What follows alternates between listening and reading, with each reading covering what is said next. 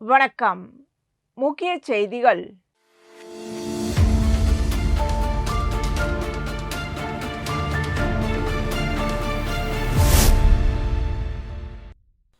புதுச்சேரி சட்டசபை தேர்தலில் வெற்றி பெற்ற தேசிய ஜனநாயக கூட்டணியின் சட்டசபை தலைவராக ரங்கசாமி ஒருமனதாக தேர்வு செய்யப்பட்டார். தொடர்ந்து கூட்டணி கட்சி சட்டமன்ற உறுப்பினர்களுடன் கவர்னரை சந்தித்து ஆட்சி அமைக்க உரிமை கோரி கடிதம் வழங்கினார். புதுச்சேரியில் நடைபெற்ற சட்டசபை தேர்தலில் மொத்தமுள்ள 30 தொகுதிகளில் தேசிய ஜனநாயக கூட்டணி சார்பில் என்ஆர் காங்கிரஸ் 16 தொகுதிகளிலும், பாரதிய ஜனதா கட்சி 10 தொகுதிகளிலும், அண்ணா திராவிட முன்னேற்றக் கழகம் மற்றும் லாஜக கட்சி தலா 2 தொகுதிகளிலும் போட்டியிட்டன. தேர்தல் முடிவில் என்ஆர் காங்கிரஸ் 12 தொகுதிகளிலும், பாஜக 4 தொகுதிகளிலும், அதிமுக மற்றும் லாஜக தலா ஒரு தொகுதியிலும் வெற்றி பெற்று மொத்தம் 18 தொகுதிகளை கைப்பற்றி மீண்டும் ஆட்சியை தக்க வைத்தது. தேர்தல் முடிவுகள் வெளியானதும் என்ஆர் காங்கிரஸ் சட்டமன்ற உறுப்பினர்கள் மற்றும் நிர்வாகிகளுடன் ரங்கசாமி ஆலோசனை நடத்தினார். அக்கூட்டத்தில் சட்டசபை தலைவராக அவர் தேர்வு செய்யப்பட்டார். இதற்கிடையில் பாஜக சார்பில் மத்திய அமைச்சர் மன்சுக் மாண்டவியா தலைமையில் நடைபெற்ற ஆலோசனைக் கூட்டத்தில் சட்டசபை தலைவராக நமச்சிவாயம் தேர்வு செய்யப்பட்டார். பின்னர் நடைபெற்ற கூட்டணி ஆலோசனையில் அமைச்சர் பதவிகள் மற்றும் சபாநாயகர் பதவி குறித்து இரு தரப்பினருக்கும் பேச்சுவார்த்தை நடைபெற்றது. தொடர்ந்து தேசிய ஜனநாயக கூட்டணியின் சட்டசபை தலைவராக ரங்கசாமியை ஒருமனதாக தேர்வு செய்தனர். இதனையடுத்து ரங்கசாமி மற்றும் கூட்டணி கட்சி சட்டமன்ற உறுப்பினர்கள் கவர்னர் கைலாசநாதனை சந்தித்து ஆட்சி அமைக்க உரிமை கோரி ஆதரவு கடிதங்களை வழங்கினர். இதுகுறித்து ரங்கசாமி கூறுகையில், தேசிய ஜனநாயக கூட்டணி சார்பில் தேர்ந்தெடுக்கப்பட்ட அனைத்து சட்டமன்ற உறுப்பினர்களும் இணைந்து என்னை சட்டசபை தலைவராக தேர்வு செய்துள்ளனர். இதனைத் தொடர்ந்து ஆட்சி அமைப்பதற்கான கடிதத்தை கவர்னரிடம் வழங்கியுள்ளோம். தேசிய ஜனநாயக கூட்டணி அரசு மீண்டும் அமைகிறது. வரும் 13ஆம் தேதி முதல்வராக பதவியேற்கிறேன் என்றார்.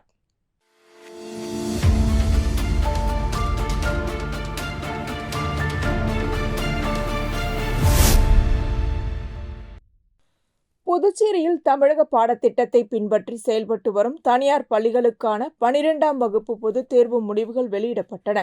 இதில் புதுச்சேரி ரெட்டியார்பாளையம் பகுதியில் செயல்பட்டு வரும் பிரசிடென்சி எலைட் மேல்நிலைப் பள்ளி மாணவி 600க்கு 598 மதிப்பெண்கள் பெற்று மாநில அளவில் முதலிடம் பிடித்து சாதனை படைத்துள்ளார். மாணவியின் இந்த சிறப்பான சாதனையை தொடர்ந்து பள்ளியில் பாராட்டு விழா நடைபெற்றது. பள்ளியின் தாளாளர் கிறிஸ்டராஜ் மாணவிக்கு பொன்னாடை அணிவித்து இனிப்புகள் வழங்கி வாழ்த்து தெரிவித்தார். மேலும் ஆசிரியர்கள் மற்றும் மாணவர்கள் கைத்தட்டி பாராட்டினர். அதேபோல் மாநில அளவில் அடுத்தடுத்த இடங்களை பெற்ற மாணவர்களுக்கும் பள்ளி நிர்வாகம் சார்பில் பாராட்டு தெரிவிக்கப்பட்டது. மாணவர்களின் வெற்றிக்கு ஆசிரியர்களின் அர்ப்பணிப்பு மற்றும் பெற்றோரின் ஒத்துழைப்பே முக்கிய காரணம் என பள்ளி நிர்வாகம் தெரிவித்தது. மேலும் இந்த ஆண்டு 12ஆம் வகுப்பு பொதுத் தேர்வில் பிரசிடென்சி எலைட் மேல்நிலைப் பள்ளி 100% தேர்ச்சி பெற்று மேலும் ஒரு சாதனையை பதிவு செய்துள்ளது குறிப்பிடத்தக்கது.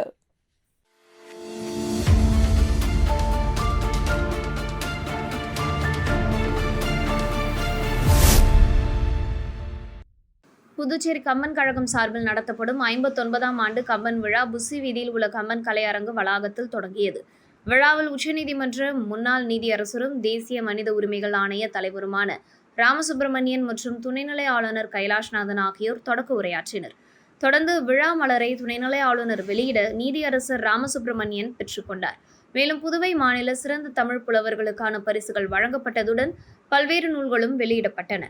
மேலும் கம்பகாவலர் வழக்கறிஞர் முருகேசன், பானுமதி அறக்கட்டளை சார்பில் பரிசுகள் வழங்கப்பட்டன. விழாவிற்கு வருகை தந்த சிறப்பு விருந்தினர்களை கம்பன் கழக தலைவர் செல்வகணபதி மற்றும் கழக செயலாளர் சிவக்குழுந்து ஆகியோர் பொன்னாடை அணிவித்து நினைவு பரிசுகள் வழங்கி வரவேற்றனர். தொடர்ந்து 2ஆம் நாள் நிகழ்ச்சி நடைபெற்றது. தொடர்ந்து ஜேவிஎஸ் நிறுவன அறக்கட்டளை சார்பில் மாற்றுத்திறனாளி மாணவர்களுக்கு பரிசுகள் வழங்கப்பட்டது.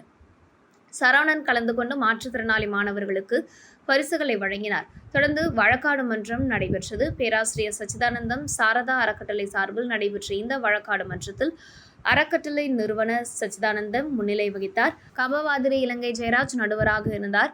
ராமர் சுக்ரீவனுக்கு வரம் கொடுத்தது குற்றம் என்ற வழக்கின் பொருளில் நடைபெற்ற இந்த வழக்காடு மன்றத்தில் வழக்கு தொடுப்பூராக பிரவீனா சுல்தானா, மறுபுறமாக சண்முக வடிவேல் கலந்து கொண்டனர். மேலும் இந்த நிகழ்ச்சியில் பாஜக மாநில தலைவர் ராமலிங்கம், சப்தகிரி அறக்கட்டளை பொறுப்பாளர் ரமேஷ்குமார், கம்பன் கழக நிர்வாகிகள், தமிழறிஞர்கள் உள்ளிட்டோர் கலந்து கொண்டனர். நேற்று தொடங்கிய கம்பன் விழா தொடர்ந்து 3 நாட்கள் நடைபெறவுள்ளது.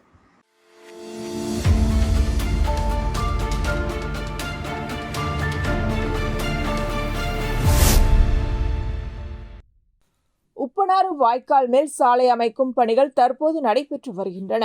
இந்நிலையில் சாலை அமைக்கும் பணிகளில் ஏற்பட்டுள்ள தாமதம் மற்றும் அப்பகுதியை கடந்து செல்லும் பொதுமக்கள் எதிர்கொள்ளும் சிரமங்கள் குறித்து உருளையன்பேட்டை தொகுதி சட்டமன்ற உறுப்பினரும் நேயம் மக்கள் கழக தலைவருமான நீரு என்கின்ற குப்புசாமி தனது மனவேதனையை வெளிப்படுத்தினார். அப்பகுதியில் நடைபெற்று வரும் பணிகளை நேரில் பார்வையிட்ட அவர், தினமும் இந்த வழியாக பயணம் செய்யும் பொதுமக்கள், தொழிலாளர்கள் மற்றும் மாணவர்கள் கடும் அவதிக்குள்ளாகி வருவதாக குறிப்பிட்டார். குறிப்பாக மழைக்காலத்தில் சாலையின் நிலைமை மேலும் மோசமடைந்து போக்குவரத்திற்கு இடையூறு ஏற்படுவதாகவும் அவர் தெரிவித்தார். இது தொடர்பாக புதுச்சேரி அரசு பொதுப்பணித்துறை தலைமை பொறியாளர் வீரசெல்வத்திடம் நேரடியாக சந்தித்து பணிகளை விரைந்து முடிக்க நடவடிக்கை எடுக்க வேண்டும் என வலியுறுத்தினார். மேலும் பொதுமக்களின் பாதுகாப்பு மற்றும் போக்குவரத்து சிரமங்களை கருத்தில் கொண்டு தற்காலிக வசதிகள் ஏற்படுத்தப்பட வேண்டும் என்றும், பணிகளை தரமாகவும் விரைவாகவும் நிறைவேற்ற அதிகாரிகளுக்கு தீவிர நடவடிக்கை எடுக்க வேண்டும் என்றும் உருளையன்பேட்டை தொகுதி சட்டமன்ற உறுப்பினரும் நேயம் மக்கள் கழக தலைவருமான நேரு என்கின்ற குப்புசாமி கேட்டுக்கொண்டார்.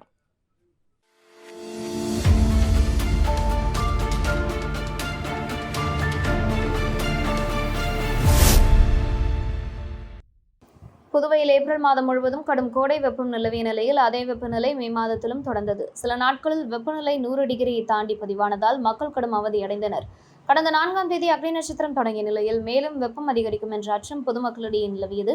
ஆனால் அக்னி நட்சத்திரம் தொடங்கிய அதே நாளில் இரவே திடீரென இடியுடன் கூடிய மழை பெய்தது. இதனால் வெப்பம் ஓரளவு தணிந்து மக்களுக்கு சிறிது நிம்மதி கிடைத்தது. அதனைத் தொடர்ந்து சில நாட்கள் மீண்டும் கோடை வெயிலின் தாக்கம் அதிகரித்த நிலையில் நேற்று இரவு முதல் புதுவையில் வானிலை திடீரென மாற்றம் ஏற்பட்டது. கடுமையான இடியுடன் லேசான தூறல் மழை பெய்தது. இந்த மழை இன்று காலை வரை நீடித்தது. அதிகாலை முதல் கருமேகங்கள் சூழ்ந்து வானம் இருண்டு காணப்பட்டது. தொடர்ந்து லேசான மழையும் குளிர்ந்த காற்றும் வீசியதால் பொதுமக்கள் வெப்பத்திலிருந்து தற்காலிக நிவாரணம் பெற்றனர். அவ்வப்போது மழையின் அளவும் அதிகரித்தது. அக்னி நட்சத்திர காலத்தில் கோடை வெப்பத்தின் தாக்கத்தை தணிக்கும் வகையில் பெய்த இந்த மழை புதுவை மக்களிடையே மகிழ்ச்சி ஏற்படுத்தியுள்ளது. மேலும் புதுவைக்கு வந்துள்ள சுற்றுலா பயணிகளும் திடீரென மாறிய இதமான வானிலையை உற்சாகத்துடன் அனுபவித்து வருகின்றனர்.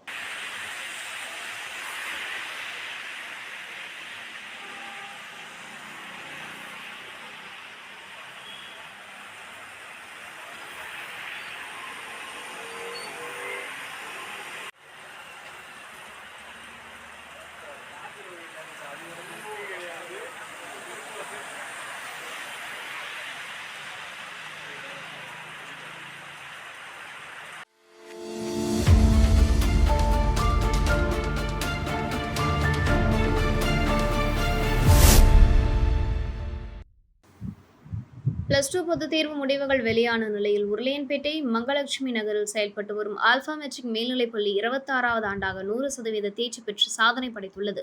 இந்த பள்ளி மாணவர் மணிகண்டன் 600க்கு 597 மதிப்பெண்கள் பெற்று மாநில அளவிலும் பள்ளி அளவிலும் முதலிடம் பிடித்துள்ளார்.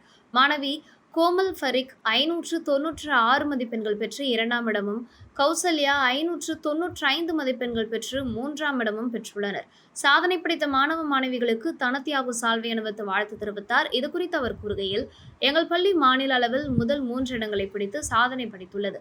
மாணவர் மணிகண்டன் 600க்கு 597 மதிப்பெண்கள் பெற்று மாநிலத்தில் முதலிடம் பெற்றுள்ளார். அவர் மொழிப்பாடம், இயற்பியல், வேதியியல் மற்றும் கணினி அறிவியல் ஆகிய 4 பாடங்களில் 100க்கு 100 மதிப்பெண்கள் பெற்றுள்ளார்.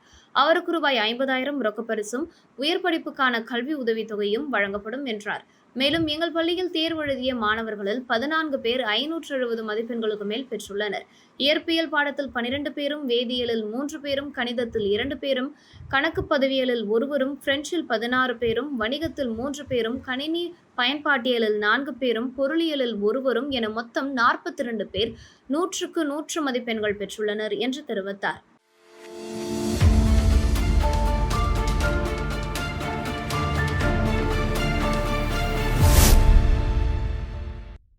புதுச்சேரியில் திடீர் மழை மற்றும் பலத்த காற்றின் காரணமாக முத்தியால்பேட்டை தொகுதிக்குட்பட்ட அந்தோணியார் கோவில் வீதி பகுதியில் உள்ள காமராஜர் பள்ளி அருகிலும் பெருமாள் கோவில் வீதி பகுதியில் உள்ள சுப்பிரமணியர் கோவில் எதிரிலும் மரங்கள் பெயர்ந்து சாலையில் விழுந்தன. இதனால் அந்த வழியாக சென்ற பொதுமக்கள் மற்றும் வாகன ஓட்டிகள் கடும் சிரமத்திற்கு உள்ளாகினர். தகவல் அறிந்த தொகுதி சட்டமன்ற உறுப்பினர் வையாபுரி மணிகண்டன் நேரடியாக சம்பவ இடத்திற்கு சென்று பார்வையிட்டார். பின்னர் உடனடியாக தீயணைப்பு நிலைய அதிகாரிகளை தொடர்பு கொண்டு சாலையில் விழுந்த மரங்களை விரைந்து அகற்ற நடவடிக்கை எடுக்குமாறு கேட்டுக்கொண்டார். இதனையடுத்து தீயணைப்புத்துறை அதிகாரி கணேசன் தலைமையில் தீயணைப்பு வீரர்கள் சம்பவ இடத்திற்கு விரைந்து வந்து சாலையில் விழுந்து கிடந்த மரங்களை வெட்டி அகற்றி அப்புறப்படுத்தினர். தொடர்ந்து மக்கள் மற்றும் வாகனங்கள் சிரமமின்றி செல்லும் வகையில் சாலை சீரமைக்கப்பட்டது. மழையையும் பொருட்படுத்தாமல் மக்கள் நலனுக்காக உடனடியாக நடவடிக்கை எடுத்த தீயணைப்புத்துறை அதிகாரி கணேசன் மற்றும் தீயணைப்பு வீரர்களுக்கு தொகுதி சட்டமன்ற உறுப்பினர் வையாபுரி மணிகண்டன் சால்வை அணிவித்து நன்றி மற்றும் பாராட்டுக்களை தெரிவித்தார்.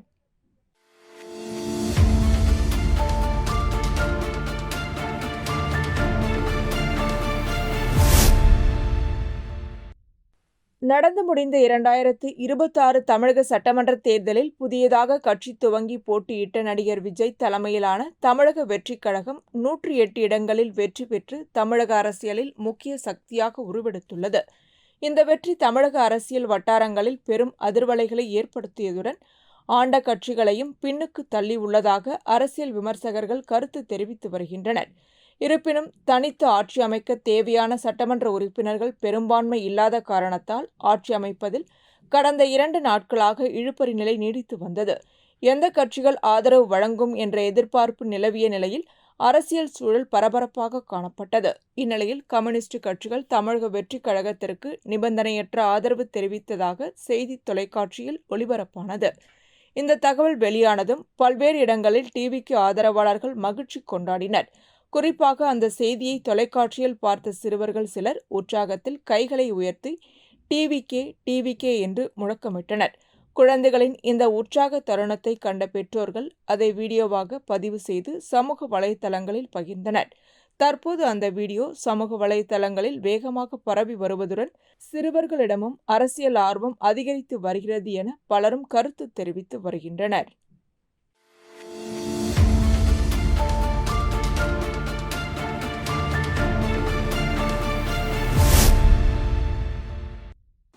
புதுச்சேரி லாஸ்பேட்டை பகுதியில் உள்ள தாகூர் அரசு கலைக்கல்லூரி மைதானம் வளாகத்தில் வரும் 9 மற்றும் 10ஆம் தேதிகளில் 2 நாட்கள் IPL ஃபேன் பார்க் நிகழ்ச்சி நடைபெற உள்ளது.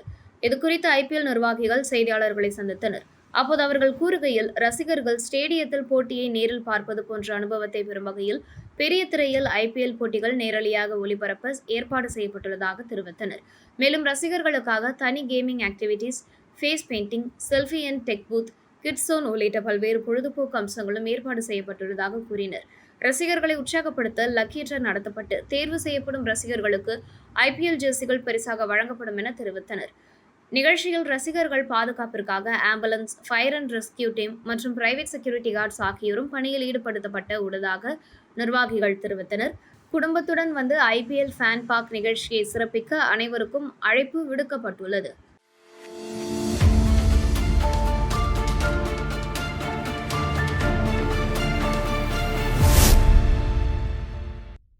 விசாகப்பட்டினத்தில் நடைபெற்ற 63வது தேசிய ரோலர் ஸ்கேட்டிங் சாம்பியன்ஷிப் போட்டியில் பதக்கம் வென்ற புதுச்சேரி வீரர்களுக்கு தற்காலிக குழு தலைவர் முத்து கேசவலு சான்றிதழ்களை வழங்கினார். புதுச்சேரி ரோலர் ஸ்கேட்டிங் சங்கம் அமைப்பில் நீண்ட காலமாக நிலவி வந்த நிர்வாக முறைகேடுகள் காரணமாக வீரர்களுக்கு சான்றிதழ்கள் வழங்குவதில் தாமதம் ஏற்பட்டதாக கூறப்படுகிறது. இதனால் நீட், MSP கோட்டா, உயர்கல்வி சேர்க்கை மற்றும் அரசு ஊக்கத்தொகை பெறுவதில் வீரர்கள் பாதிக்கப்படும் சூழல் ஏற்பட்டது. இதனை கருத்தில் கொண்டு நீதிமன்ற உத்தரவு மற்றும் roller skating federation of India வழிகாட்டுதலின் அடிப்படையில் தற்காலிக குழு சான்றிதழ்களை வழங்கியது. மேலும் PRSAவில் மாவட்ட சங்கங்கள் அமைக்காதது, போலி கிளப்கள் மூலம் தேர்தல் முறைகேடுகள், நிதி மற்றும் நிர்வாக குறைபாடுகள் தொடர்பான புகார்களின் அடிப்படையில் சென்னை உயர்நீதிமன்றம் உத்தரவின் பேரில் roller skating federation of India பழைய நிர்வாகத்தை கலைத்து புதிய தற்காலிக குழு நியமித்துள்ளது. ஓய்வு பெற்ற SAI தலைமை பயிற்சியாளரும் புதுச்சேரி ஒலிம்பிக் சங்கம் CEOவுமான முத்து கேசவலு தலைமையில் டாக்டர் அமரேந்திர பிஸ்வால் மற்றும் மெர்லின் தனம் அற்புதம் ஆகியோர் உறுப்பினர்களாக உள்ளனர். சான்றிதழ்களை வழங்கிய போது பேசிய தலைவர் முத்து கேசவலு, வீரர்களின் எதிர்காலம் பாதிக்கப்படாத வகையில் வெளிப்படையான நிர்வாகத்தை உறுதி செய்வதே குழுவின் நோக்கம் என்றார்.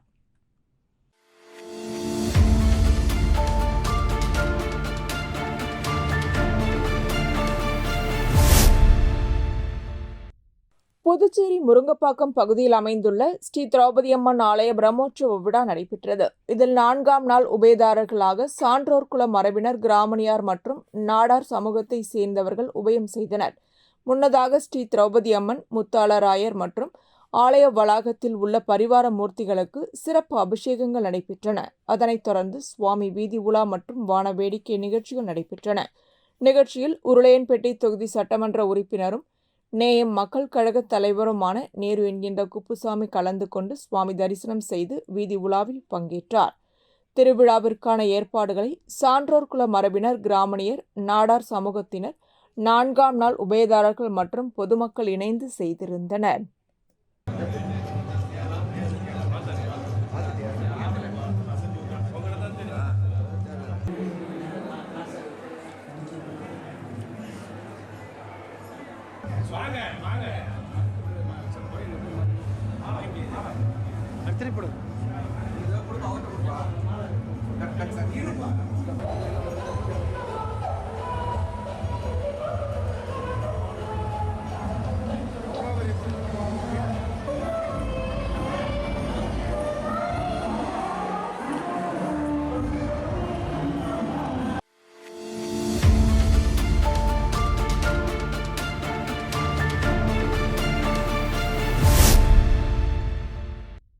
புதுச்சேரி தந்தை பெரியார் நகரில் செயல்பட்டு வரும் பிரிட்ஜஸ் லேர்னிங் வித்யாலயா பள்ளி இந்த ஆண்டும் 12ஆம் வகுப்பு பொதுத் தேர்வில் 100% தேர்ச்சி பெற்று தொடர்ந்து சாதனை படைத்துள்ளது.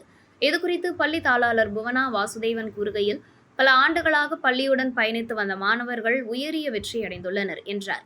கண்ணீர், கவலை, என் குழந்தையின் எதிர்காலம் என்ன ஆகும் என்ற பெற்றோரின் மன அழுத்த நிலையிலிருந்து வெற்றியின் உச்சியை எட்டியுள்ள இந்த மாணவர்களின் பயணம் அனைவரையும் நெகிழ செய்கிறது என்று தெரிவித்தார்.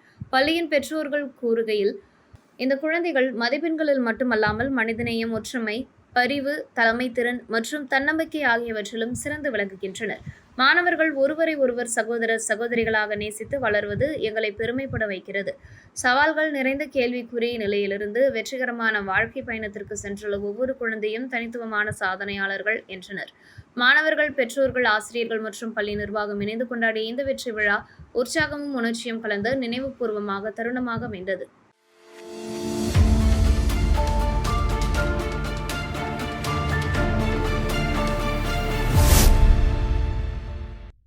கடந்த சில தினங்களுக்கு முன்பு வெள்ளியனூர் பைபாஸ் சாலையில் உள்ள சிக்னலில் இருசக்கர வாகனத்தில் இருந்த பெண்ணிடமிருந்து தங்க சங்கிலியை பறித்து சென்ற சம்பவம் பரபரப்பை ஏற்படுத்தியுள்ளது. இந்த சம்பவம் தொடர்பாக வெள்ளியனூர் காவல் நிலைய காவலர்கள் சிசிடிவி காட்சிகளை அடிப்படையாக கொண்டு தீவிர விசாரணை மேற்கொண்டனர்.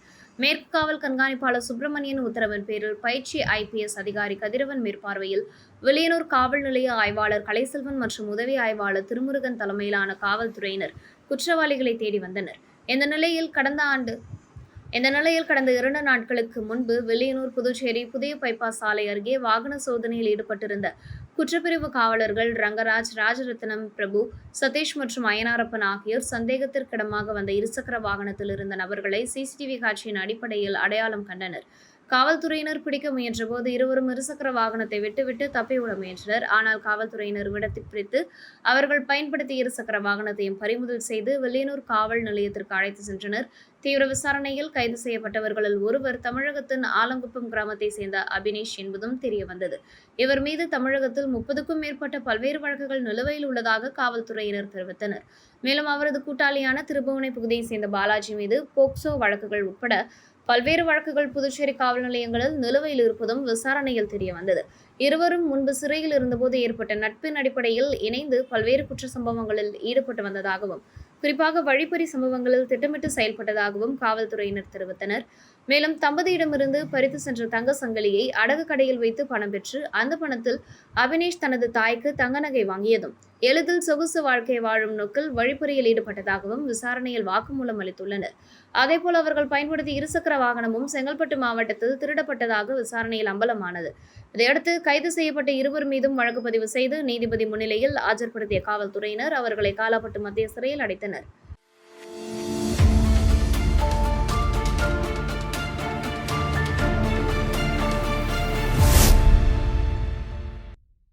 மணவெளி தொகுதியில் தமிழக வெற்றிக் கழகம் சார்பில் போட்டியிட்டு சட்டமன்ற உறுப்பினராக தேர்ந்தெடுக்கப்பட்ட ராமு தொகுதி மக்களை நேரில் சந்தித்து நன்றி தெரிவிக்கும் நிகழ்ச்சியில் கலந்து கொண்டார்.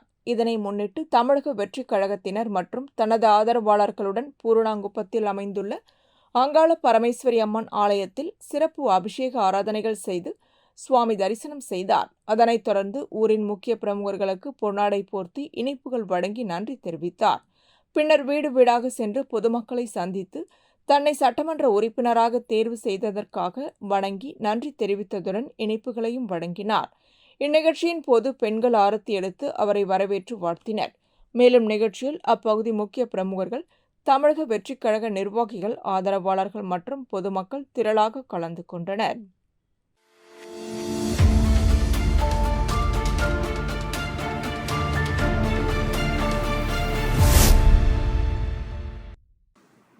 ஓய்வறியா போராளியும் அரசு ஊழியர்களின் விழிவெளியும் புதுச்சேரி அரசு ஊழியர் சங்கங்களின் சம்மேளனம் முன்னாள் கௌரவ தலைவருமான பாலமோகனன் 4ஆம் ஆண்டு நினைவேந்தல் நிகழ்ச்சி காரைக்காலில் உள்ள அரசு ஊழியர் சம்மேளன அலுவலகத்தில் நடைபெற்றது.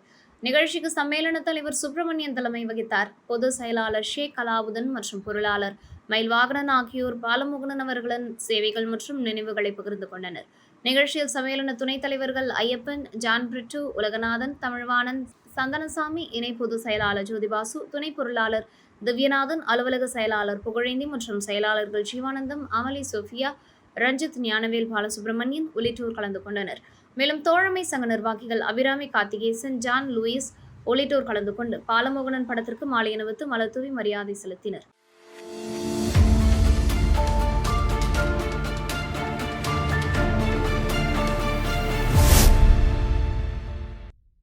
புதுச்சேரி ஊசுடு தொகுதிக்குட்பட்ட தொண்டமனத்தம் பகுதியில் அமைந்துள்ள ஸ்ரீ சுயம்பு அரசனடி முத்தாலவாடியம்மன் ஆலயத்தில் 8ஆம் ஆண்டு சாகை வார்த்தல் திருவிழா நடைபெற்றது. விழாவை ஒட்டி அம்மனுக்கு சிறப்பு அபிஷேக ஆராதனைகள் நடைபெற்றது. அதனைத் தொடர்ந்து சாகை வார்த்தல் நிகழ்ச்சியும் அம்மனுக்கு சிறப்பு தீபாராதனையும் நடைபெற்றது. இதில் கலந்து கொண்ட பக்தர்கள் அனைவருக்கும் அன்னதானம் வழங்கப்பட்டது. தொடர்ந்து அம்மனுக்கு கும்பசாதம் படைத்து பக்தர்களுக்கு பிரசாதமாக வழங்கினர். விழாவின் முக்கிய நிகழ்வாக இரவு அம்மன் ஊஞ்சல் உற்சவம் நடைபெற்றது. இதில் பக்தர்கள் கலந்து கொண்டு அம்மனை தாலாட்டு பாடி ஊஞ்சலில் வழிபட்டு சுவாமி தரிசனம் செய்தனர். தொடர்ந்து பம்பை வாத்தியம் முழங்க அம்மனுக்கு தீபாராதனை காண்பிக்கப்பட்டது. விழாவிற்கான அனைத்து ஏற்பாடுகளையும் தொண்டமனத்தம் கிராம பொதுமக்கள் செய்திருந்தனர்.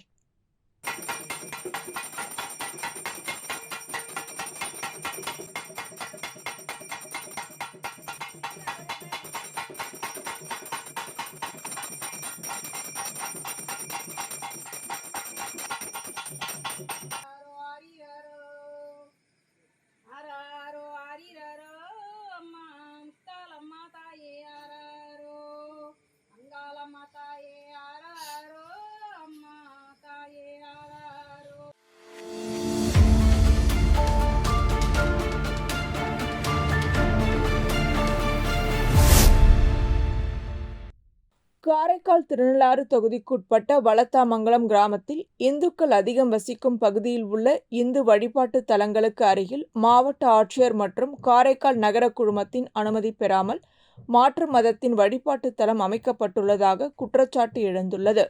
மேலும் அந்த வழிபாட்டு தலத்திற்கு முறைகேடான முறையில் மின் இணைப்பு பெறப்பட்டுள்ளதாகவும் தெரிவிக்கப்பட்டுள்ளது. இந்நிலையில் முறைகேடாக அமைக்கப்பட்டதாக கூறப்படும் அந்த மத வழிபாட்டு தலத்தை உரிய முறையில் ஆய்வு செய்து அதனை அமைத்தவர்கள் மீது நடவடிக்கை எடுக்க வேண்டும் என வலியுறுத்தி இந்து முன்னணி சார்பில் காரைக்கால் மாவட்ட ஆட்சியரிடம் மனு அளிக்கப்பட்டது. மாவட்ட இந்து முன்னணி தலைவர் ராஜ்குமார் தலைமையில் அளிக்கப்பட்ட அந்த மனுவில் சம்பவம் குறித்து முழுமையான விசாரணை நடத்தி உரிய நடவடிக்கை எடுக்க வேண்டும் என கோரிக்கை விடுக்கப்பட்டுள்ளது. அதேபோல் திருநள்ளாறு வட்டாட்சியர், திருநள்ளாறு காவல் கண்காணிப்பாளர் உள்ளிட்ட அதிகாரிகளிடமும் புகார் மனு அளிக்கப்பட்டுள்ளதாகவும் சம்பவம் தொடர்பாக விரைவான நடவடிக்கை எடுக்க வேண்டும் என இந்து முன்னணி சார்பில் வலியுறுத்தப்பட்டுள்ளது.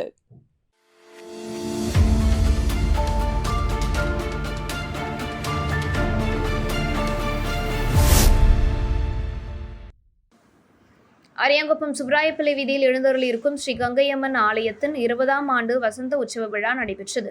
விழாவையொட்டி அம்மனுக்கு பால், தயிர், இளநீர், மஞ்சள், சந்தனம், பன்னீர் உள்ளிட்ட திரவியங்களால் சிறப்பு அபிஷேகங்கள் நடத்தப்பட்டு சிறப்பு அலங்காரத்தில் மகாதீபாராதனை காண்பிக்கப்பட்டது. அதனைத் தொடர்ந்து பார்சாகை வாத்தல் நிகழ்ச்சி நடைபெற்றது. இதில் அரியாங்குப்பம் கொம்யூன் பஞ்சாயத்து முன்னாள் சேர்மன் ஆனந்தன் கலந்து கொண்டு சுவாமி தரிசனம் செய்து வழிபட்டார். மேலும் ஆலய நிர்வாகிகள் சார்பில் அவருக்கு மாலை அணிவித்து மரியாதை செய்யப்பட்டது. நடைபெற்ற விழாவில் பக்தர்கள் கலந்து கொண்டு சாமி தரிசனம் செய்து வழிபட்டனர். விழாவிற்கான அனைத்து ஏற்பாடுகளையும் ஆலய நிர்வாக குழுவினர் மற்றும் பொதுமக்கள் செய்திருந்தனர்.